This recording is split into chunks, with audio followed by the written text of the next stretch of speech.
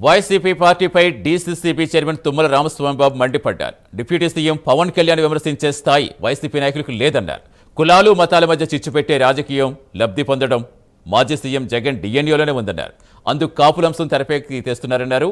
కాపు సమాజాన్ని వైసీపీ కేవలం ఓటు బ్యాంకుగా మాత్రమే చూస్తోందని తుమ్మల రామస్వామిబాబు విమర్శించారు.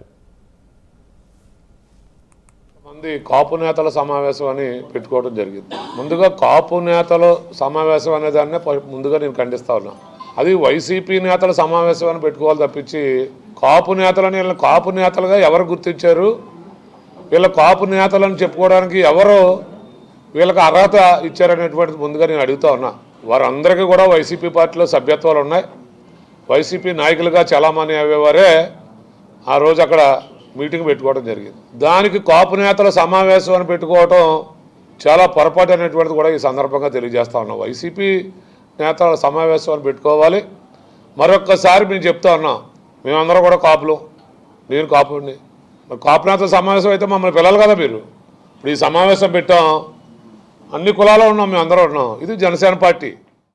కాపులు అని చెప్పుకోవడానికి కూడా సిగ్గుపడే విధంగా వైఎస్ఆర్లో జాయిన్ అయిన కాపులందరూ కూడా వాళ్ళు మీటింగ్లు పెట్టుకుని మా నాయకుడిని టార్గెట్ చేయడం అనేది చాలా బాధాకరంగా ఉంది. ఎందుకంటే మా నాయకుడికి కులమతాలు పట్టింపు లేదు, అందరూ ఒకటి అనుకునే నాయకుడిగా మేమందరం ఆయన చాలా ప్రయాణం చేస్తున్నాము. దాని గురించి చెప్పుకోవాలంటే వైఎస్ఆర్లో ఉన్న రెడ్లు ఎవరన్నా కుల మీటింగ్లు పెట్టుకుంటున్నారండి? అలాగే వైఎస్ఆర్లో ఉన్న చౌదరీస్ ఎవరన్నా కుల మీటింగ్లు పెట్టుకుంటున్నారండి? అలాగే వైఎస్ఆర్లో ఉన్న బీసీలు ఎవరన్నా కుల మీటింగ్లు పెట్టుకుంటున్నారా? లేదే మీ కాపు నాయకులే ఎందుకు మీటింగ్లు పెట్టుకుంటున్నారు కుల మీటింగ్లు?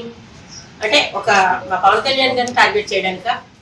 పవన్ కళ్యాణ్ గారు వ్యవస్థలో మార్పు తేవాలన్న ఉద్దేశంతో ఏదైతే రాజ్యాంగ పరంగా ప్రజలకు ఏ హక్కులు ఉన్నాయో ఆ హక్కుల్ని వివరిస్తూ మీతో పాల్గొని నేను పంచుకుంటానని ఆయన దమ్ముగా చెప్పారు.